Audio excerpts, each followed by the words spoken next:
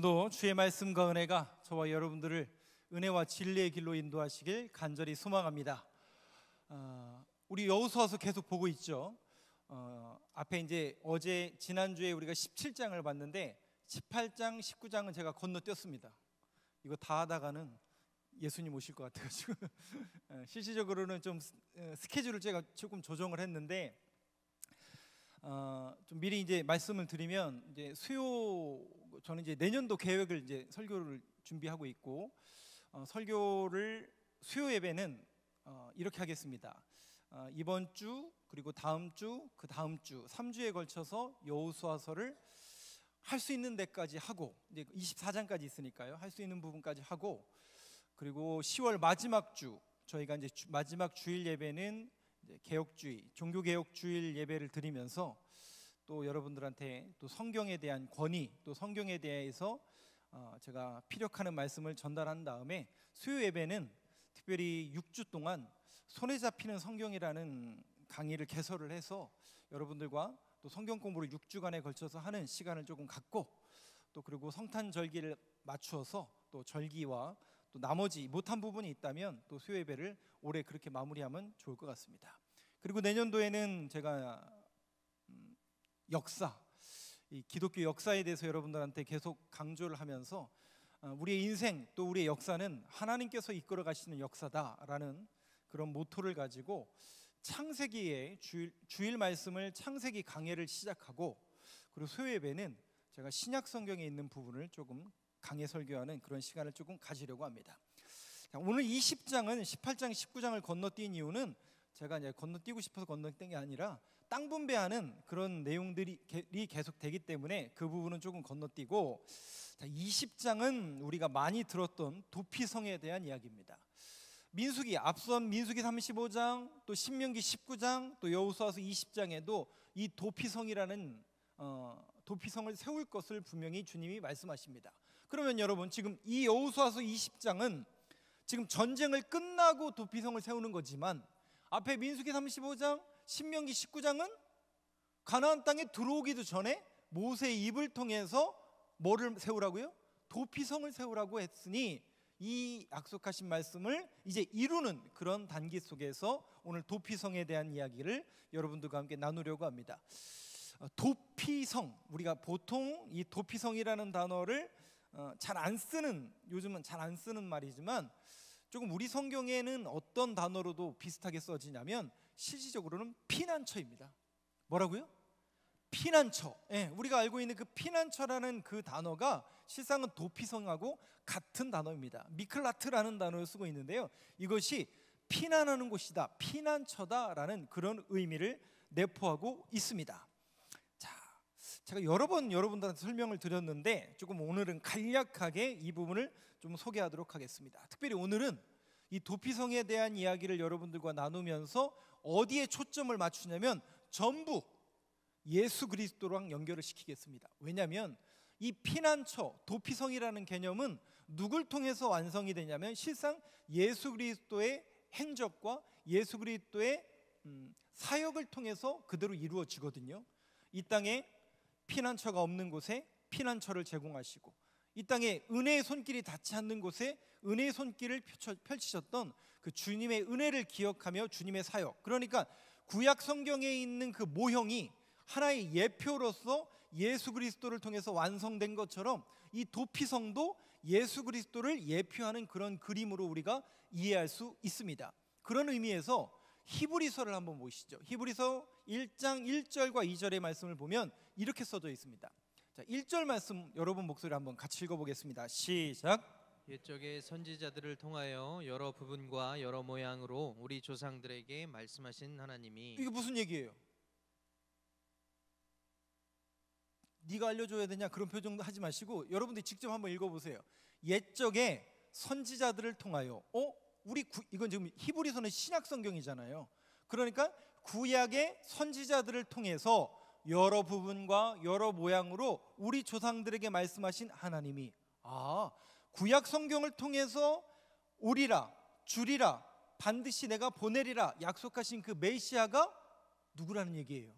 그 얘기예요. 그 선지자를 통해서 메시아를 보내주겠다 구원자를 보내주겠다 약속하신 그 말씀을 2절 보여주실까요? 한번 같이 읽어보겠습니다. 시작. 이 모든 날 마지막에는 아들을 통하여 우리에게 말씀하셨으니 이 아들을 만유의 상속자로 세우시고 또 그로 말미암아 모든 세계를 지으셨느니라. 누굴 통해서 완성됐다는 거예요? 예수 그리스도. 그러니까 구약을 이게 또 그러니까 오해의 소지를 낳는데 구약과 신약 조금 더 난이도를 높여볼게요. 이건 이제 이것 때문에 좀 시험 들 분이 혹시 있을지 모르는데 구약의 하나님과 신약의 하나님 같은 하나님. 이거는 내년에 제가 삼위일체 강의를 하면서 그때 여러분들이 지금부터 혼돈을 가지면 안 되기 때문에 우리가 이제 유대교의 그 하나님, 그 하나님은 구약 성경을 통해서 예표하고 그려졌던 그 메시아, 주님께서 그 하나님이 이 땅을 천지를 창조하시고 우리를 구원하기 위해서 그 구원의 메시지. 그러니까 구약 성경이라는 것은 하나님께서 천지를 창조하신 이후에 아담과 하와를 에덴 동산에 지으셨는데 그 인간과 관계를 맺고 인간과 함께하기를 원했는데 그 관계가 끊어졌죠. 왜요? 가위로 누가 잘랐어요? 죄가 인간 안에 들어옴으로 인해서 하나님과 우리가의 관계가 끊어졌죠. 그래서 우리는 누구의 종살이를 하게 됐어요. 죄의 그늘 아래 살게 되었고 하나님과의 관계가 끊어진 거예요. 근데 하나님은 우리를 포기하세요? 포기하지 않으세요? 인간을 포기하지 않으시죠. 그래서 어떻게 해서든 이들을 구원해야 되겠다. 그 구원자로 누구를 계획하신 거라고요? 사탄의 머리를 밟으신 예수 그리스도. 그런데 그 예수 그리스도의 발꿈치를 누가 계속 물어요? 사탄이 계속 물죠. 그런 의미 속에서 우리가 예수 그리스도의 최후 승리를 믿는 거죠. 그 예수 그리스도를 예표하는 그림이 구약에 담겨져 있고 그 담겨진 그림이 신약 성경의 예수를 통해서 완성이 되었다. 이 맥락을 여러분들이 꼭 기억하셔야 됩니다. 적어도 우리가 신앙생활 오래 다녔지만 단순히 구약의 하나님, 신약의 하나님 헷갈리지 마시고 구약에 있는 하나님을 통해서 죄된 우리를 다시 구원하기 위해서 아들 예수를 보내시기 위한 그 구원의 계획을 예수를 통해서 이루시기 위해서 보내신 것이다. 그래서 그 예수님을 우리가 하나님의 아들이요 메시아로 구원자로 믿는 것이다. 이게 우리가 기독교입니다. 그래서 십자가가 나오는 거고 교회에다가 십자가를 거는 겁니다. 구원의 상징이기 때문에 그런 거죠. 그것처럼 이 히브리서 1장 1절과 2절에 있는 것처럼 그 얘기를 지금 하고 있는 거예요. 구약의 하나님 또 선지자를 통해서 말씀하신 그 예수님이 바로 우리의 메시아시다. 이 얘기를 하시는 겁니다. 그래서 구약 성경에 있는 그림은 누구를 예표하는 그림이라고요? 예수 그리스도를 예표하는 그림이다. 오늘 도피성이 그런 의미 속에서 제가 조금 해석해서 여러분들에게 말씀을 드리도록 하겠습니다. 자, 오늘 본문 1절 2절 한번 보시죠. 이 도피성은 굉장히 중요한 예수 그리스도를 예표하는 그림을 담고 있는데 1절 2절에 이렇게 되어 있습니다. 아까 읽었기 때문에 제가 읽겠습니다. 여호와께서 여호수아에게 말씀하여 이르시되 이스라엘 자손에게 말하여 이르기를 내가 모세를 통하여, 그러니까 민수기 35장 나중에 집에 가서 확인해 보세요. 민수기 35장, 신명기 19장을 통해서 이미 모세를 통하여 너에게 말한 뭐요? 도피성. 도피성을 다른 말로 뭐라고 한다고요?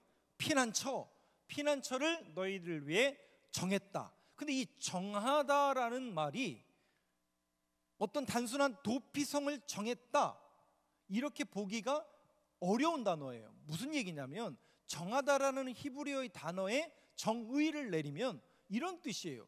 건물을 정하다, 도피성을 여기다 지어라 이런 의미가 아니에요. 그러니까 건물에다가 쓰는 건물을 수식하는 단어가 정하다라는 이 표현이 건물을 수식하는 단어가 아니라 뜻밖에도 어떤 인간을 의미하는, 그러니까 인간을 의미하는 단어로 정하다 이렇게 썼어요. 그것은 도피성이라는 그림을 통해서 누구를 예표하기 때문이라고요? 예수 그리스도를 통해 예수 그리스도를 의미한다라는 의미로서 인간에게 붙이는 그런 수식어로 정하다라고 쓰여져 있다라는 것이죠. 넘어가시죠. 그런 의미 속에서 그림을 보여드리겠습니다. 우리가 뭔가를 좀 그림으로 봐야, 하나 더 넘겨주세요. 그림을 봐야 이제 이해를 하시죠. 여러분 보시는 왼쪽에 있는 그림은 똑같은 지형을 그려놓은 거죠. 가나안 지형인데 왼쪽에 있는 그림은 이제 지파별로 12지파가 제비뽑기에서 땅 분배를 해서 받았잖아요. 그 지파별로 받은 땅이고, 오른쪽은 오늘 도피성의 위치를 6군데를 표시하고 있습니다. 여러분, 이 오른쪽에 있는 지도를 보시면 가나안 땅은 이쪽입니까? 저쪽입니까? 오른쪽이에요? 왼쪽이에요? 요단강을 중심으로 오른쪽이에요? 왼쪽이에요? 오른쪽이에요? 네, 여러분 보시기에 요단강, 이 오른쪽 그림입니다. 왼쪽 거 보시면 안 돼요.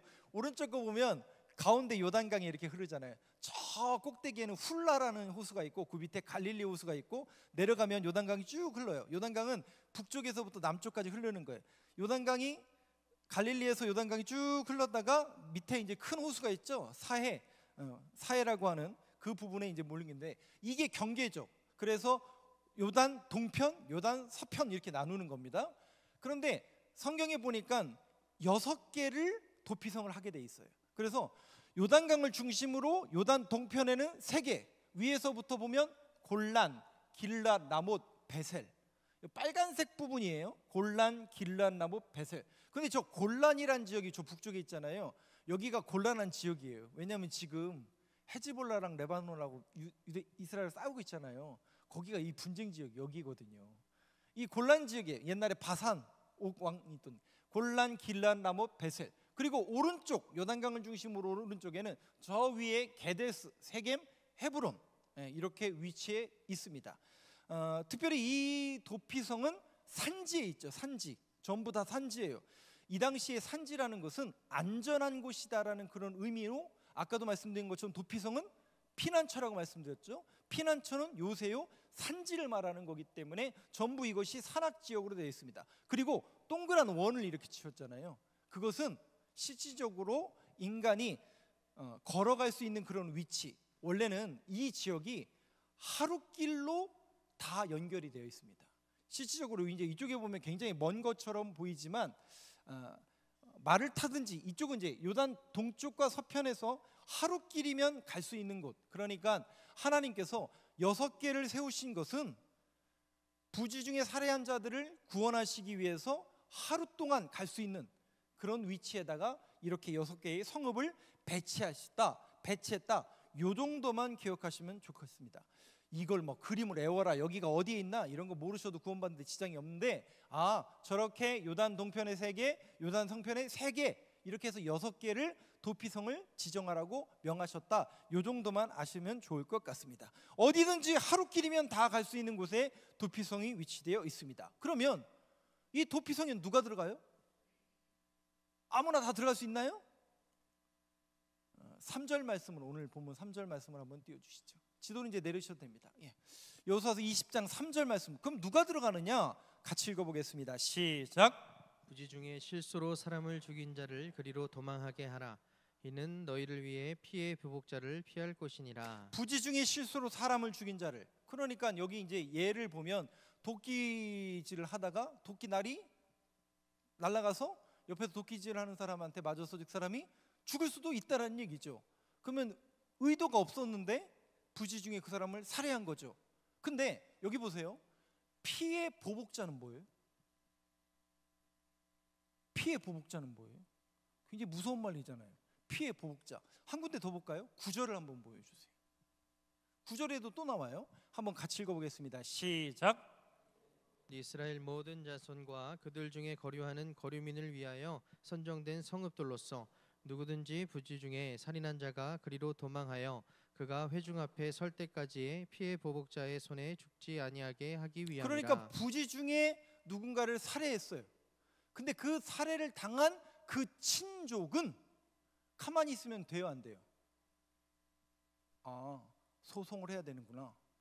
변호사를 찾아가야 되나? 그거예요?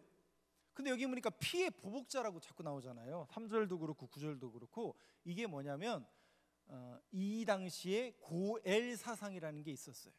이것을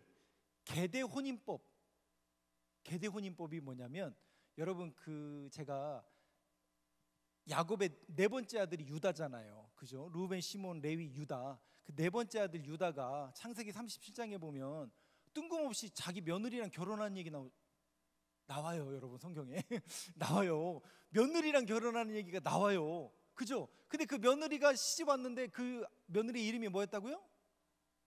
예? 그렇죠. 집안을 다 말아먹게 생긴 다말이에요. 다말이 시집 왔는데 첫 번째 아들 죽고 근데 두 번째 아들이 왜 들어가요? 이게 계대 혼인법이죠. 첫 번째 아들이 아들을 못 낳고 죽으면 가문이 끊길 것을 염려해서 그 두 번째 아들이 들어가서 잉태케 하는. 근데 두 번째 아들도 죽는단 말이죠.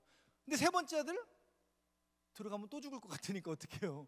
예, 집에 가 있어라. 친정으로 보냈잖아요. 안 부르니까 어떡해요? 이 다말이. 그래서 변장해서 시아버지의 씨를 잉태하는 그런 얘기가 성경에 쓰여져 있습니다. 여러분들 모르시는 분들 종종 있을 텐데 이걸 계대 혼인법이라고 하는 거예요. 근데 이 피의 보복자도 마찬가지예요. 우리 친족 중에 또 우리 형제 중에 누가 부지 중이든 어떻게든 살해를 당했어요. 그러면 피의 보복자가 되는 거예요. 누가? 형제나 친족이. 그럼 어떻게 해야 돼요? 보복을 해줘야 되는 거예요. 보복을 해줘야 되는 거예요. 그러면 여러분 생각해 보세요. 그거 다 보복하기 시작하면 어떻게 돼요? 인간이란 존재가 그러면 생각해 보세요. 그 사람을 보복했어요. 보복이라는 건 그 사람 똑같이 죽여야 된다는 얘기잖아요. 자, 그러면 거기서 끝나요, 그게? 그러면 그 사람의 친족도 있을 거 아니에요. 그죠? 죽임을 당한. 그럼 그 사람은 또 어떻게 해요? 이게 어떻게 된다는 얘기예요? 한도 끝도 없게 된다는 거죠. 그래서 이 피해 보복자에 대한 하나님께서 구원의 손길로서 이 도피성 제도를 만든 것이다. 그런 의미를 우리가 이해를 하셔야 된다라는 것이죠. 신명기 19장 3절을 한번 보시죠. 한번 신명기 19장 3절을 한번 같이 읽어보겠습니다. 시작. 내 하나님 여호와께서 내게 기업으로 주시는 땅 전체를 세 구역으로 나누어 길을 닦고 모든 살인자를 그 성읍으로 도피하게 하라. 네. 결국 이 피해 보복자 계대 혼인법 고엘 사상에 접근해서 결국 그렇게 하다 보면 이 땅에 남아있을 인간이 없다라는 것을 아시고 하나님께서 은혜의 손길로 그들을 보호하시기 위한 어떤 제도적인 장치로서 도피성 제도를 만드셨는데 여기 그 도피성을 그냥 놔두는 것이 아니라 이 신명기 19장 3절에 보니까 내 하나님 여호와께서 내게 기업으로 주시는 땅 전체를 아까 세 구역으로 나누어 길을 어떻게 하래요? 길을 닦고 모든 살인자를 그 성읍으로 도피하게 하라. 여기서 이제 살인을 당한 살인한 자라는 것은 부지 중에 살인한 자라는 뜻이겠죠. 그런데 여기 보니까 길을 닦으라고 나와요. 그리고 유대인 전승에 의하면 길을 닦는 정도가 아니라 매년 그 도피성 문을 청소하고 길을 닦고 이정표를 세우게 되어 있습니다. 굉장히 큰 이름의 이정표를 여기는 피난처다, 여기는 안전한 곳이다라는 그런 이정표를 세우도록 그들은 하고 있습니다. 왜 그랬을까요? 왜 길을 닦아야 될까요?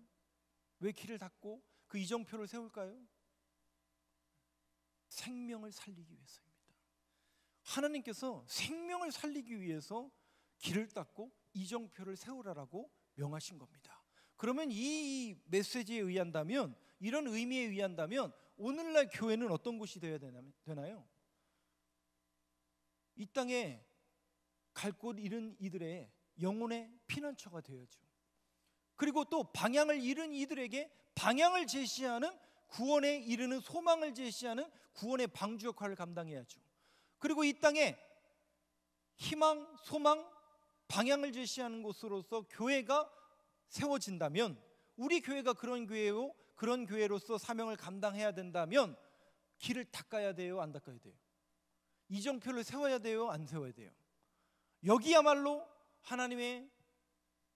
하나님께 나아가는 구원의 방주요 소망의 길이라는 그 이정표요 길을 닦는 그 모습이 오늘날 교회 안에 있어야 된다는 것이죠. 바로 그 사명이 저와 여러분들에게 주어진 겁니다.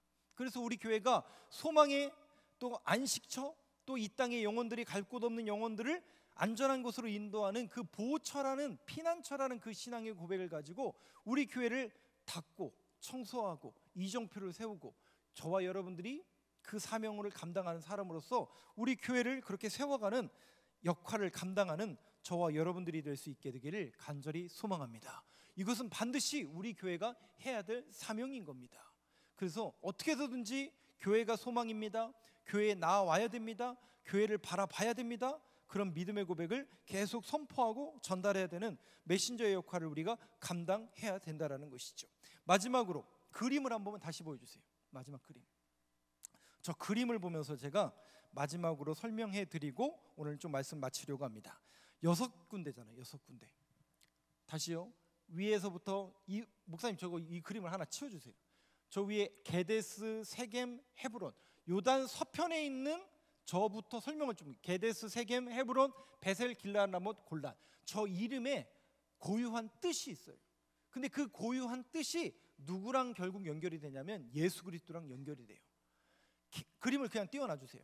게데스라는 곳은, 게데스라는 이름의 뜻은 원래 이게 수동태로 쓰여지는데 구별되어지다, 받쳐지다, 우리가 알고 있는 그 헌신하다라는 그 단어의 어원에서 출발했어요. 근데 이 게데스라는 단어가 수동태로 쓰여졌어요. 그래서 받쳐졌다예요. 그러니까 자기의 의지가 아니라 하나님께 받쳐졌다예요. 누가요? 예수 그리스도께서. 예수 그리스도께서 어떻게 해요? 우리의 죄악을 담당하시기 위해서 어떤 것처럼 나는 전제와 같이 부어지고, 전제와 같이 부어진다라는 것은 소제를 드릴 때, 소제가 뭐죠? 소제는 동물을 잡는 게 아니라 곡식을 하나님 앞에 올려드리는 거예요. 그러니까 곡식을 드리든 전제와 같이 부어진다라는 것은 제물로 바쳐졌다라는 뜻이에요.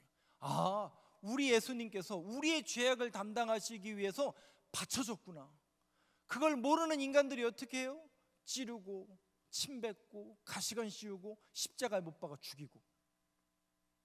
그런데 여러분, 우리 주님은 바쳐진 거예요. 바쳐진 존재이기 때문에 그 모욕을 감당하시고 그 치욕을 감당하시고 그 아픔을 감당하시고, 그가 찔림은 우리의 허물 때문이에요. 그가 나음으로, 그가 죽음으로 우리가 나음을 입는, 이게 기독교의 역설 아닙니까? 예수 그리스도의 고난과 예수 그리스도의 그 모욕이 결국 우리를 구원하고 우리를 살리기 위한 바쳐진 존재라는 거죠. 누가요? 예수님이. 그 뜻이 게데스라는 뜻을 함축하고 있습니다. 세겜 가운데 있죠. 이 세겜이라는 곳은 유대인들에겐 굉장히 중요한 땅입니다. 야곱이 이 세겜을 샀는데 기억나세요? 얼마 주고 샀는지 기억나세요? 베크시타에 샀잖아요. 근데 신기하게도 야곱이 그 땅을 샀잖아요. 그 땅을 혹시 누가 나중에 차지하는지 아세요? 이게 성경에 나오는데 한번 잘 보세요. 아브람, 그의 아내의 이름 뭐예요? 사라. 그의 아브람과 사라의 아들이 누구예요? 이삭. 아내가 누구예요? 리브가. 그죠? 이삭과 리브가가 공통점이 뭐냐면 아브람, 사라, 이삭, 리브가가 묘지가 같아요. 기억나시죠? 거기가 어디예요? 거기가 헤브론이에요. 거기가 헤브론이에요. 네. 거기가 기럇 여아림이었고, 네, 거기에요. 같은 곳이에요. 근데 거기다가 야곱과 그의 아내 레아와 라헬도 여기에 묻혀요. 근데 그렇게 따지면 그 다음에 누구예요? 요셉. 요셉이 혹시 어디에 장사된 줄 혹시 아세요? 집에 가서 확인해 보세요.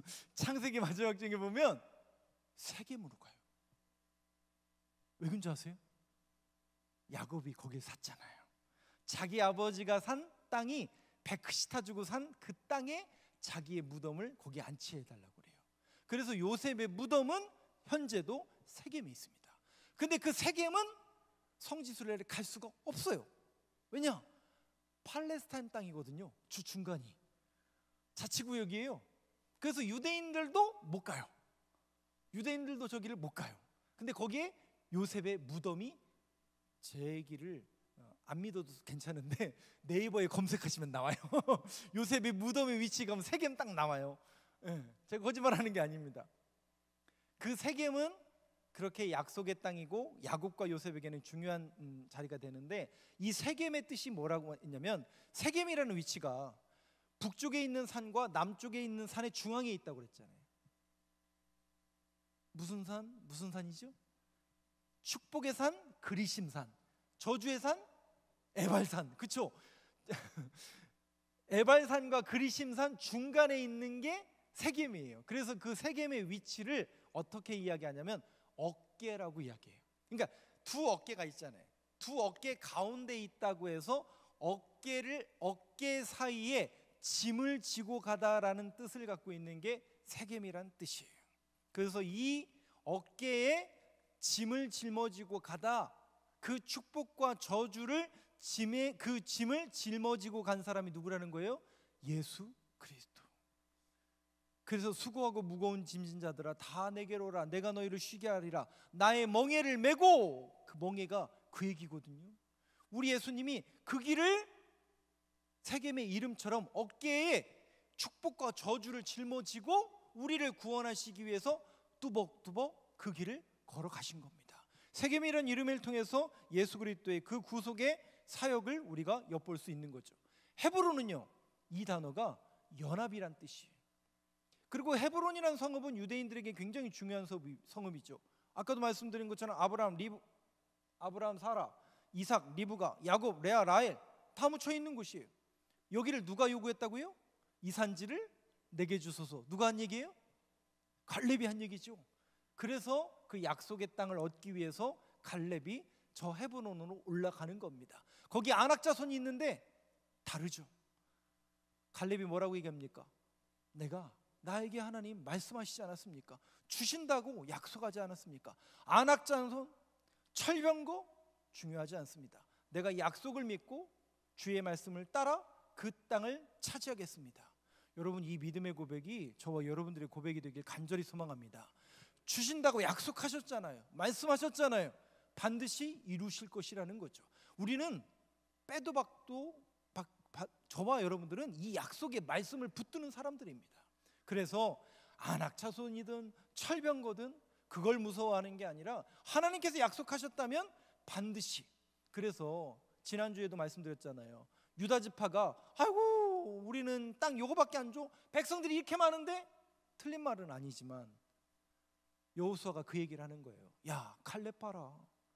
아낙 자손이 있는데 주의 말씀에 근거하여 믿음과 순종으로 그 땅을 차지하지 않느냐. 야, 니네는 하나님의 축복을 배로 받은 지파인데 하나님의 약속의 말씀을 붙들고 나아가라. 그것은요, 우리에게도 동일하게 주어지는 질문입니다. 우리가 하나님의 은혜와 축복을 받은 사람들인데 그 약속의 말씀을 붙들고 믿음과 순종으로 나아가라는 약속의 말씀이 우리에게 주어진 거라는 거죠. 그런 의미 속에서 헤브론이에요. 근데 그 헤브론은 이라는 뜻이 연합하다, 함께하다라는 뜻이에요. 특별히 저와 여러분들은 예수 그리스도 안에 있는 사람들입니다. 사도 바울은 에베소서를 통해서 교회론에 대해서 이야기하는데, 교회란 무엇이냐? 예수 그리스도가 머리가 되시고 그의 몸이 뭐라고요? 교회예요, 우리라고 말씀했어요. 그래서 한 몸을 이루는 연합을 이야기합니다. 그 뜻이 헤브론이라는 뜻이에요. 그런데 그 머리가 되시는 그분의 품에 안겨 있을 때가 가장 안전한 때라고 사도 바울은 고백합니다. 그래서 사도 바울이 빌립보서에서 계속 얘기하는 게 뭐냐면 너희들이 기뻐하라. 근데 왜 기뻐할 수 있다고요? 감옥에 갇혔는데요. 노래할 수 있는 환경이 전혀 아닌데요. 근데 어떻게 노래할 수 있었다고요? 주 안에서. In Christ. 내가 주 안에 있다라는 그 확신만 있다면 노래할 수 있다는 얘기, 없다는 얘기예요. 그러니까 우리가 예배의 자리에 나온다라는 건 실상은 뭘 확인하는 자리예요? 여러분들이 누구라는 걸 확인하는 자리입니까? 제가 이 자리에 서서 지금 왜 이러고 있는 거예요? 네가 목사니까 그렇지, 네가 월급 받고 그렇게 하는 거 아니요. 그것도 맞는 말이지만 저는 첫 번째가 하나님께서 사명을 여기다 불러주셔서 말씀을 선포하라, 선하고 의로운 길을 가르치라는 그 사명과 목적을 주셨기 때문에 제가 여러분들 앞에 설교자로 서 있는 겁니다. 여러분들도 마찬가지죠. 주님 안에 내가 붙들리기를 원해서, 내가 그리스도의 백성이요, 그리스도의 자녀요, 주님 안에 있다라는 사실을 확신하고 확인하기 위해서 지금 저와 여러분들이 예배자로 함께하고 있는 거죠. 주 안에서. 여러분, 이게 변하면 안 돼요.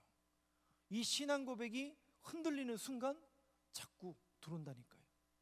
지난주에 제가 마음에 대해서 얘기했잖아요. 주일날 마음이 문제라니까요. 여지없어요. 여러분, 조금만 틈을 주면, 그래서 베드로전서에 보면 마귀에게 틈을 주지 말라는 게 무슨 거냐면, 여러분들이 조금 나사가 풀려지고 신앙을 게을리 한번 해보세요. 그럼 어떻게 될까요? 여러분들은 안 해보셔서 괜찮은데 해보신 분들은 아는데 여지없어요. 인간이라는 존재는요, 게을러지게 돼 있어요. 나사가 조금은 풀리기 시작하면 여지없이 치고 들어오는 게 뭐냐면 죄밖에 없더라고요. 제가 해보니까 그래요. 제가 해보니까 그래요. 죄밖에 없어요. 결국 죄 짓는 것밖에 없더라고요. 그래서 이 마음을 여러분 뺏기시면 안 됩니다. 이 마음을 단속하셔야 돼요.